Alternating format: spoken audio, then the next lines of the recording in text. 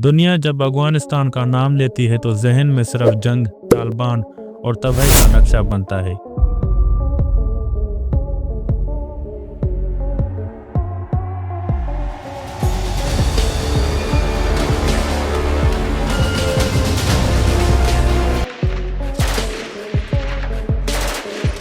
मगर क्या आप जानते हैं, इस सरजमीन के पहाड़ों और सहराओं में वो राज दफन है जिन्हें जानकर दुनिया हैरान रह जाए। ये वो खजाना है जिन पर सदियों से साम्राज्यी ताकतें अपनी नजरें जमाए बैठी हैं। ये कहानी सिर्फ एक मुल्क की नहीं बल्कि उन खजानों की है जो वक्त और हालात की गर्दिश में छुप गए। आज हम उन राजों का दरवाजा खोलने जा रहे हैं।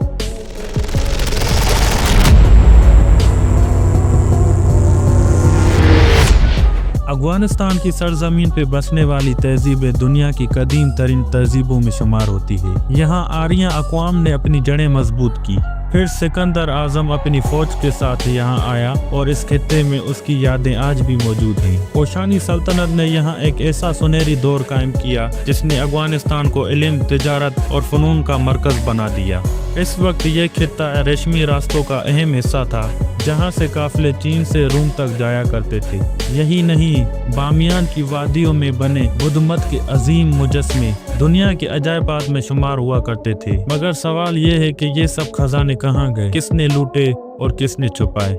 अक्सर लोग नहीं जानते कि अफगानिस्तान के पहाड़ दुनिया के सबसे कीमती मैदनियात के ज़खायर अपने अंदर छुपा बैठे हैं। 2007 में अमेरिकी माहिरीन के अर्जियात ने एक तहकीक में बताया कि अफगानिस्तान के अंदर 1 ट्रिलियन से ज़्यादा मालियत के मैदनियात मौजूद हैं। ये मैदनियात सिर्फ सोना और चांदी नहीं बल्कि लिथियम जैसा कीमती उनसर भी शामिल है, जो मोबाइल फ़ोन, लैपटॉप और बरकी गाड़ियों की बैटरी के लिए ज़रूरी है।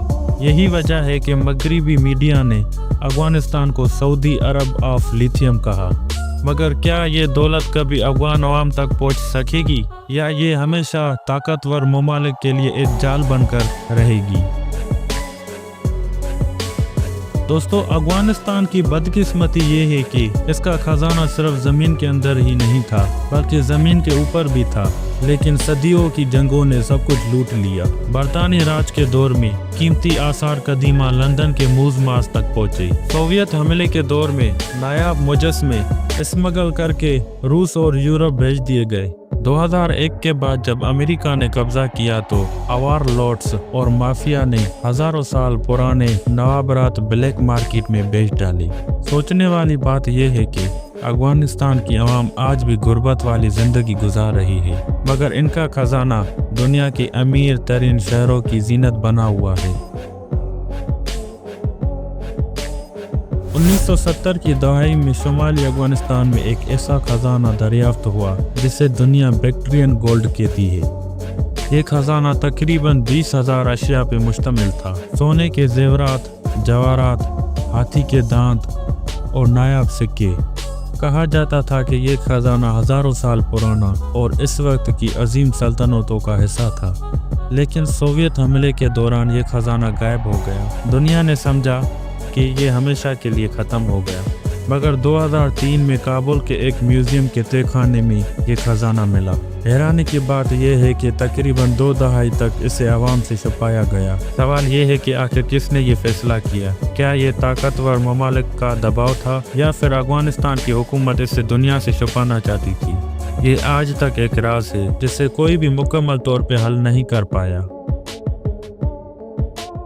तारीख हमें ये बताती है कि अफगानिस्तान पर कब्जे की असल वजह सिर्फ सियासी नहीं बल्कि माशी भी थी। बरतानिया, रूस, अमेरिका सब ने यहाँ अपनी फौजें भेजी। लेकिन क्या ये जंग सिर्फ इक़्तिदार के लिए थी? कई माहिरीन का कहना है कि हमलों के पीछे असल मकसद यही खजाना था। लिथियम, सोना, तेल और जवाहरात, ये वो दौलत है जिसने अफगानिस्तान को हमेशा जंग का मैदान बनाया। ताकतवर ममालिक ने हमेशा एक ही हरबा इस्तेमाल किया, पहले अफगानिस्तान को जंग में झोंक दें, फिर उसके वसाइल पर कब्जा किया जाए। ये खेल सदियों से चल रहा है।